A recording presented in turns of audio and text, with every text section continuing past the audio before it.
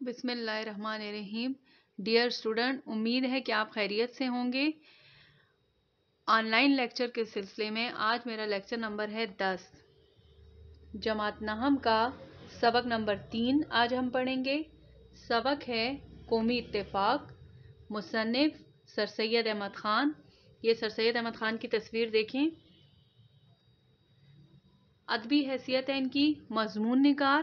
نثری اعتبار سے اصلاحی مضمون ہے. یہ ماخوذ ہے یہ مقالات سر سید سے. یہ دیکھیں مقالات سر سید کتاب کی تصویر. یہ سر سید کی کتاب ہے جس کا حصہ دوم آپ کے نصاب میں شامل کیا گیا ہے. سر سید احمد خان کو انگریزوں کی جانیں بچانے پر سر کا خطاب ملا تھا. ولادت ان کی ہے 1817 اور وفات ہے ان کی 1898. اب ہم سر سید احمد خان کے حالات زندگی پڑھیں گے. پہلے 2 اسباق میں آپ کو اخلاق نبوی اور اسلام میں گداگری کی مذمت میں یہ بتایا گیا تھا کہ ہم معروضی سوالات جو ہیں آپ کے پیپر میں حصہ الف جو سیکشن الف ہوتا ہے جس میں 15 مارکس کا پیپر ہوتا ہے وہ ان حالات زندگی میں سے اس میں سے سوالات آتے ہیں معروضی سوالات. آپ یہ سوالات یہ سب حالات زندگی پڑھیں گے اور اس میں جو خاص نکات ہیں ان کو ہائی لائٹر سے ہائی لائٹ کریں یا پینسل سے خط کشیدہ کرتے جائیں. سر سید احمد خان. سر سید احمد خان دہلی کے ایک معزز علمی خاندان میں پیدا ہوئے. علم سے محبت سر سید کو ورثے میں ملی، میراث میں ملی. دہلی میں تعلیم حاصل کی. تعلیم سے فراغت یعنی فرصت یا فارغ ہونے کے بعد انگریزی حکومت کی ملازمت اختیار کر لی. محکمہ قانون میں مختلف عہدوں پر رہے. بجنور، غازی پور، دہلی اور بنارس میں تبادلہ ہوتا رہا. 1857 کے ہنگامے کے وقت وہ بجنور میں تھے. انہوں نے بہت سے انگریزوں کی جانیں بچائیں جس کے صلے میں انہیں سر کا خطاب ملا. وہ انگلستان بھی گئے. وہاں انہوں نے مغربی تہذیب و تمدن کے طرز کہتے ہیں طریقے کو، طرز تعلیم کا طریقہ کا خصوصی مطالعہ کیا. کیمبرج اور آکسفورڈ کی یونیورسٹیوں سے، یہ دونوں انگلینڈ کی مشہور یونیورسٹیاں تھیں، سے بہت متاثر ہوئے. وطن واپسی پر ایسی ہی یونیورسٹیوں کا اجرا وہ اپنے ملک میں بھی چاہتے تھے. انہوں نے مسلم علی گڑھ کالج قائم کیا. ان کی وفات کے 22 سال بعد اس کالج کو مسلم علی گڑھ یونیورسٹی کا درجہ دے دیا گیا. ہم نے ایک پیراگراف پڑھ لیا. اب اس ایک پیراگراف میں سے آپ معروضی سوالات آپ کے کیسے آ سکتے ہیں، جیسے سر سید احمد خان دہلی کس خاندان میں پیدا ہوئے یا کہاں کے خاندان سے ان کا تعلق تھا، تو آپ لکھیں گے دہلی کے ایک معزز علمی خاندان. یا 1857 کے ہنگامے کے وقت وہ کہاں تھے، تو آپ لکھیں گے وہ بجنور میں تھے. اس طرح آپ معروضی سوالات اس سے بنائیں گے اور اس کو یاد کریں گے تاکہ آپ کو پیپر کے 15 جو نمبر کا پیپر ہوگا معروضی سوالات کا وہ کرنے میں آپ کو آسانی ہو. اب ہم شروع کرتے ہیں حالات زندگی کا دوسرا پیراگراف. سر سید نے اردو ادب اور اس کی ترقی میں نمایاں حصہ لیا ہے. اردو زبان کی اشاعت کہتے ہیں شہرت دینا یا پھیلانا کے لیے ان کے کارنامے سنہری حرفوں سے لکھے جانے کے قابل ہیں. انہوں نے اردو نثر کو سلاست اور روانی، سلاست کہتے ہیں آسانی کو، آسان، اور روانی روانہ کے ذریعے آراستہ کہتے ہیں سجانے کو کر کے قومی مقصد کی جمع ہے کہ حصول کہتے ہیں حاصل کرنا کا ذریعہ بنایا. سر سید نے مدعا نگاری کی طرف خاص توجہ دی. مدعا نگاری مطلب یا مقصد اردو نثر کے اس زمانے کے پرتکلف اس کو کہتے ہیں جو بڑی محنت سے بنایا گیا ہو اور مشکل انداز کو ترک کیا، چھوڑ دیا، وہ ایک ایسی تعلیمی اور ادبی تحریک کے بانی تھے۔ بانی اسے کہتے ہیں جو بنیاد رکھنے والا ہوتا ہے، جس کا مقصد اردو نثر کو مشکل الفاظ اور ثقیل ترکیبوں، ثقیل بھی مشکل کو کہتے ہیں، ترکیبوں، ترکیب کی جمع ہے جس کا مطلب ہے تدبیر، سے نجات دلا کر تجربات و مشاہدات کے بیان، ماحول کی ترجمانی اور زندگی کے مسائل کی عکاسی، عکاسی کہتے ہیں تصویر کشی، سے روشناس کرانا، آگاہ کرانا تھا۔ سر سید نے سلیس کہتے ہیں آسان کو، اور سادہ طرز تحریر کا سادہ طریقہ یا انداز کو فروغ دے کر ترقی دینا، اردو زبان پر احسان کیا ہے۔ انہوں نے ایسی نثر لکھی جو دل سے نکلے اور دل میں بیٹھے کی عمدہ مثال پیش کرتی ہے۔ ان کی تحریروں میں بول چال کا انداز پایا جاتا ہے۔ سر سید کے اسلوب کہتے ہیں طریقہ کار، طریقہ لکھنے کا طریقہ کی نمایاں خصوصیت ان کا منطقیانہ انداز ہے۔ منطقیانہ کو ہائی لائٹ کریں۔ منطقیانہ کا مطلب یہ ہے دلائل سے، کسی بات کو دلائل کے ذریعے بیان کرنا۔ استدلال کہتے ہیں ثبوت کا رنگ ان کے جملوں اور پیراگرافوں میں خاص اثر دکھاتا ہے۔ ان کی تحریروں میں کہیں کہیں ظرافت اور مزاح بھی پایا جاتا ہے۔ ظرافت کہتے ہیں مذاق کو، اور مزاح بھی کہتے ہیں مذاق ہی کو پایا جاتا ہے، لیکن ظرافت اور مزاح میں فرق یہ ہے کہ ظرافت کا مقصد محض ہنسانا ہوتا ہے، جبکہ مزاح صرف ہنسانا نہیں بلکہ غور و فکر کی بھی دعوت دیتا ہے۔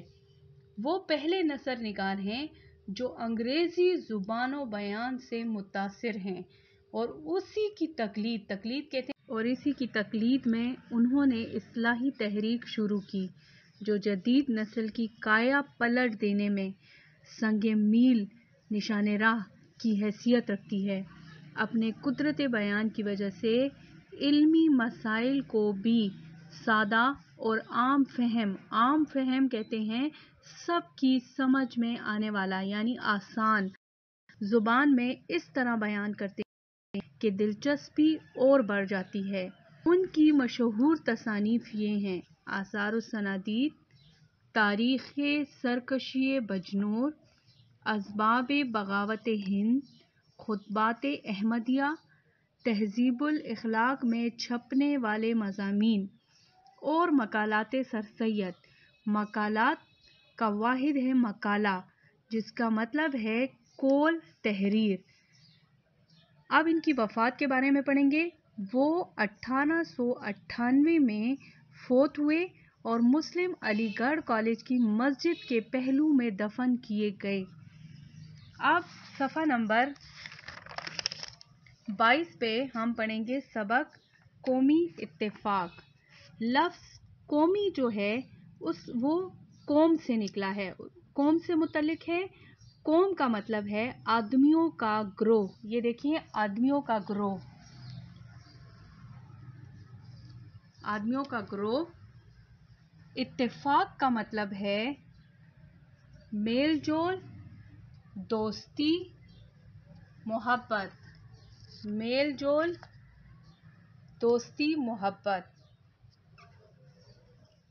اب ہم پڑھیں گے پیراگراف نمبر 1۔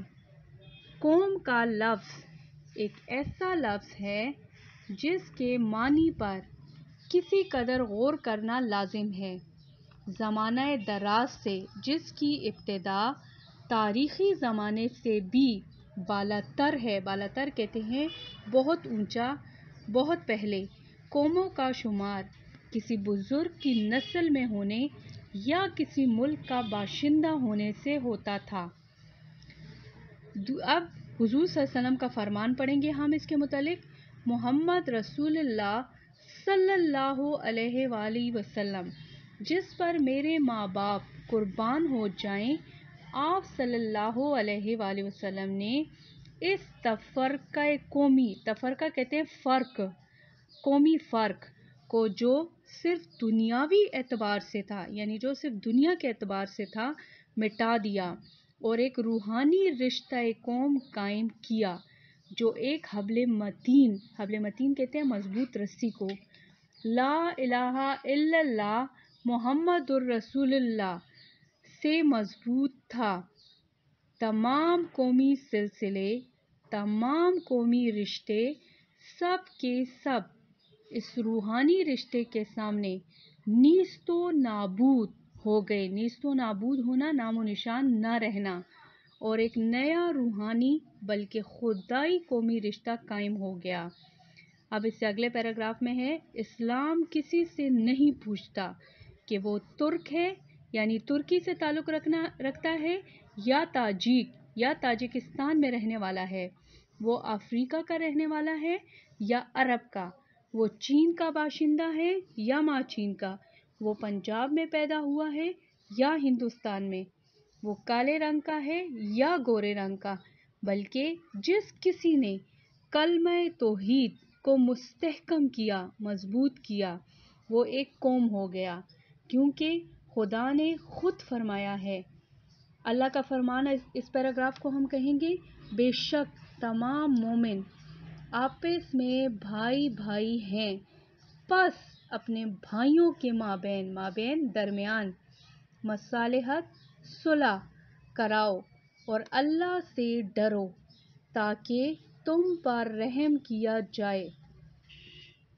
اگلے پیراگراف میں برادران یوسف کا واقعہ، حضرت یوسف علیہ السلام کا واقعہ بیان کیا گیا ہے۔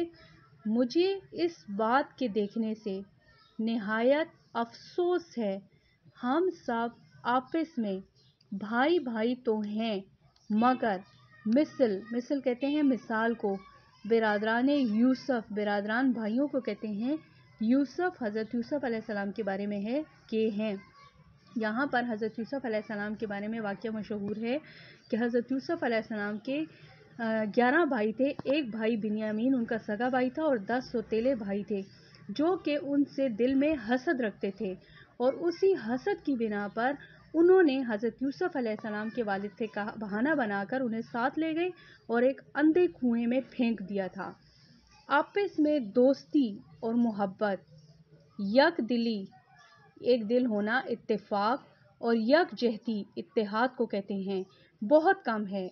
یہاں پہ مصنف یہ کہنا چاہ رہے ہیں کہ ہم سب بھائی بھائی تو ہیں، مگر ہمارے دلوں میں بھی حضرت یوسف کے بھائیوں کی طرح اتفاق اور اتحاد بہت کم ہے۔ حسد جلن کو کہتے ہیں، بغض عداوت کو کہتے ہیں، کینہ رکھنے کو کہتے ہیں، اور عداوت دشمنی کو کہتے ہیں کا ہر جگہ اثر پایا جاتا ہے، جس کا نتیجہ آپس کی نا اتفاقی ہے۔ شیطان جس نے خدا سے وعدہ کیا کہ میں ضرور ان کو تیری صراط مستقیم سے ہٹا کر رہوں گا، اس نے اللہ تعالیٰ سے وعدہ کیا تھا شیطان نے کہ میں تیرے لوگوں کو، تیرے مسلمانوں کو تیری راہ سے، سیدھے راستے سے ہٹا کر رہوں گا۔ صراط مستقیم سیدھا راستہ، وہ بظاہر ایک مقدس اور نورانی ہیلے کہتے ہیں بہانے کو، سے ان روحانی بھائیوں میں نفاق، نا اتفاقی ڈالنے میں کامیاب ہو جاتا ہے، جس طرح کہ ہمارے باپ حضرت آدم علیہ السلام اس کے فریب کو خالص دوستی سمجھ کر دھوکے میں آ گئے، اسی طرح ہم بھی اس دھوکے میں آ جاتے ہیں اور نفاق کو، جو ہر حالت میں مردود ہے، رد کیا گیا ہے، ایک مقدس لباس پہناتے ہیں، اس کو اچھا سمجھتے ہیں۔ ہم اپنی ناسمجھی سے اس مقدس مذہبی لباس کو خلعت سمجھنے لگتے ہیں